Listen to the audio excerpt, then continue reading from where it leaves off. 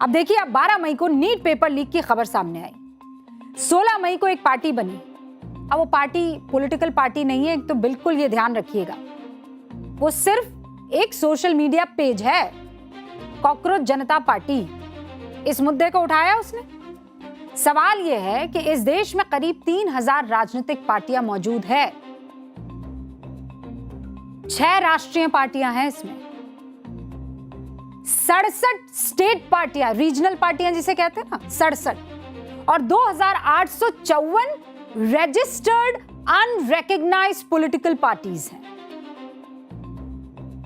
और 2854 registered unrecognised political parties को अगर हम छोड़ भी दें तो 73 ऐसी पार्टियां हैं जो चुनाव लड़ती हैं और जीतती भी हैं। इसमें से एनडीए की 37 पार्टियों को आप छोड़ भी दें तो कितनी बच गई? 36 पार्टियां वो हैं जो विपक्ष की सियासत करती हैं।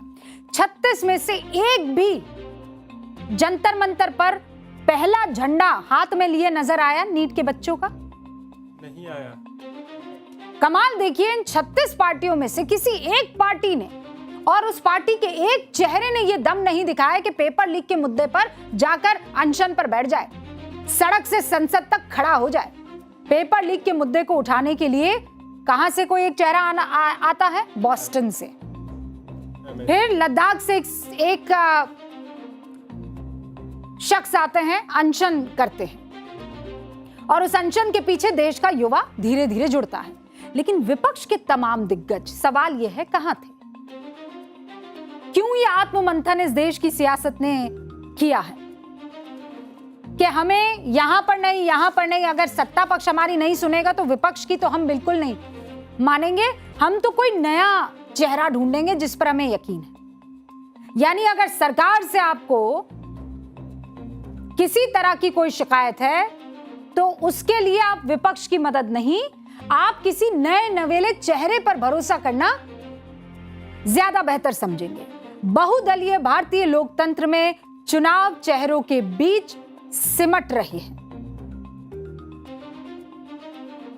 यह आत्ममंथन इस देश की सियासत ने किया। लेकिन बीते 12 साल को देखें तो भारत में सरकार के खिलाफ 2 बड़े प्रदर्शन हुए। एक में सरकार को कानून वापस लेना पड़ा, दूसरे में शिक्षा मंत्री को इस्तीफा देना पड़ा। और दोनों में किसी एक भी प्रदर्शन को देख लीजिए विपक्ष की तरफ से नहीं किया गया। दोनों में से किसी प्रदर्शन का सेहरा विपक्ष को या विपक्ष के सर पर नहीं बंधा। और इसकी वजह क्या है? अगर आप गौर से सोचेंगे तो इसकी वजह है मुद्दों का गलत सिलेक्शन। विपक्ष जब राफेल कर रहा था तब कृषि बिल पर सड़क पर संघर्ष शुरू हो गया था। विपक्ष जब राम मंदिर चंदा चोरी को मुद्दा बना रहा है तब पेपर लीक पर सीजेपी प्रदर्शन शुरू कर चुका है। यह सिर्फ प्रदर्शन की बात नहीं है, ऑल्टरनेट की बात भी है। जो सत्ता में है उसके खिलाफ ऑल्टरनेट। लेकिन ऑल्टरनेट कौन दे रहा है? बिहार में प्रशांत किशोर ने दिया, पेपर लीक पर प्रोटेस्ट करते हुए सीजेपी ने दिया। तमिलनाडु में 59 साल से सियासत की धुरी कौन सी पार्टी रही? 2, एक तो डीएमके रही, दूसरी एआईएडीएमके। इनके बीच ही सियासत डोल रही थी, घूम रही थी। इन्हीं दोनों पार्टियों को सत्ता मिलती रही। दोनों को अकेले एक एक्टर आता है, जोसेफ विजय, अपनी एक पार्टी लेकर टीवी के हरा देता है। और ये बनती कब है पार्टी? 2024 में। और इन दोनों पुरानी एकदम पार्टियों को हरा कितने सालों में देती है? केवल 2 सालों में। पंजाब में आ जाइए आप, अकाली दल कांग्रेस 56 साल से सत्ता की लड़ाई चल रही थी। 2011 में बनी आम आदमी पार्टी 11 साल के भीतर 2022 में दोनों को हराकर सत्ता हासिल कर देती। हुई ना नई नवेली पार्टी। अब आंध्र प्रदेश में जाइए, 2022 में दोनों को हरा देती है। आंध्र प्रदेश में आजादी के बाद से कांग्रेस और टीडीपी के बीच चुनावी जंग होती रही हमेशा। लेकिन 2019 में टीडीपी को नई नवेली वाईएसआर कांग्रेस हरा देती है। कांग्रेस लड़ाई में कहीं दिखती ही नहीं है। दिल्ली में लगातार 15 साल सत्ता में रही कांग्रेस हारी तो एंट्री किस पार्टी की होती है? आम आदमी पार्टी की। और अब दिल्ली में बीजेपी और आम आदमी पार्टी के बीच मुख्य लड़ाई हो रही। कांग्रेस लगातार 3 चुनावों से क्या हासिल कर रही है? जीरो। ये वो राज्य है जहां जैसे ही कोई ताकतवर ऑल्टरनेट आता है वो विपक्ष वाली जगह को ऐसे भरता है कि सत्ता पक्ष को निगल जाता है और पुराना विपक्ष हाथ मलता रह जाता है। यानी राजनीतिक पार्टियों में जो जेनजी हैं पार्टियां, वो नया ऑल्टरनेट बन रही हैं। भारत के लोकतांत्रिक इतिहास में 2011 से पहले ये चीजें अपवाद के तौर पर हो रही थी। असम में असम गण परिषद अपवाद, आंध्र प्रदेश में तेलुगु देशम पार्टी अपवाद। यही वो 2 पॉलिटिकल स्टार्टअप थे जिन्होंने परंपरागत विपक्ष को पीछे छोड़ दिया और ऑल्टरनेटिव पॉलिटिक्स का जौहर दिखाया था। लेकिन 2011 में आम आदमी पार्टी से लेकर आज की तारीख तक लोग विपक्ष का ऑप्शन तलाशने लगे हैं। भारत का इतिहास ऐसा रहा ही नहीं है। और इतिहास का भी आपको चैप्टर पढ़ा दूं अगर आप कहें तो? पढ़ा दीजिए। 1977 तक इस देश की केंद्र सरकार पर एक छत्र राज रहा एक पार्टी का। कौन थी वो? कांग्रेस।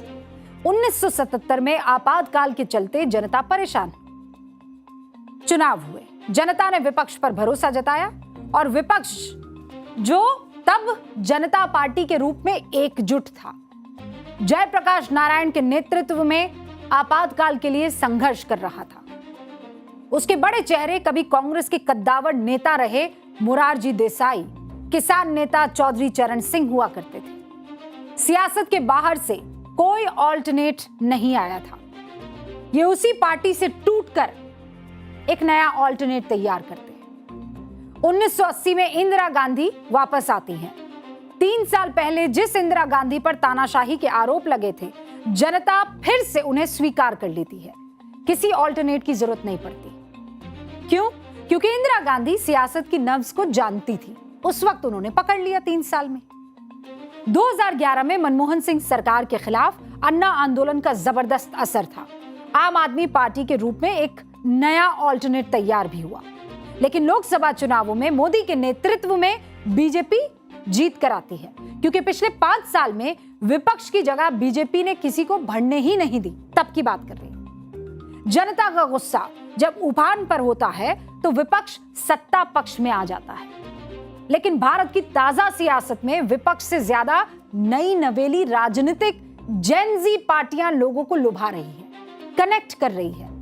140 साल पुरानी कांग्रेस हो या लालू के मेहनत के दम पर खड़ी हुई तेजस्वी की आरजेडी, जितनी जल्दी ये बात दोनों समझ ले उतना बेहतर होगा। नहीं तो जैसे पंजाब में अकाली दल को आम आदमी पार्टी ने रिप्लेस कर दिया, दिल्ली में कांग्रेस को रिप्लेस कर दिया, वैसे ही बिहार में आरजेडी को और केंद्र में कांग्रेस को रिप्लेस करने वाली पार्टियों की नींव रखी जा रही है। फायदा इसमें है कि वक्त रहते गलतियों से सीख लिया जाए, नहीं तो फिर वही कहावत बार बार दोहरानी पड़ेगी।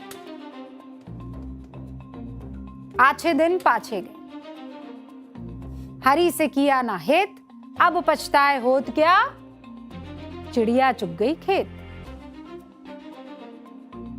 और इसीलिए केवल ये जेनजी वाली पार्टियां ही नहीं, बीजेपी को भी इस पर मंथन करना होगा और अपनी तमाम स्ट्रैटेजीज को अब रिवाइज करना होगा, रिवैम्प करना होगा। और कांग्रेस और पुरानी रीजनल पार्टीज को तो बहुत मेहनत करनी पड़ेगी ये परीक्षा पास करने के लिए। और इसीलिए मैं तो कहूंगी न्यूज की पाठशाला, कोई बात नहीं ट्रोल कीजिए, लेकिन देखते रहिए, क्योंकि पाठ वही समझ में आता है जो कड़वा होता है। असली सबक इसी पाठशाला से मिलेगा।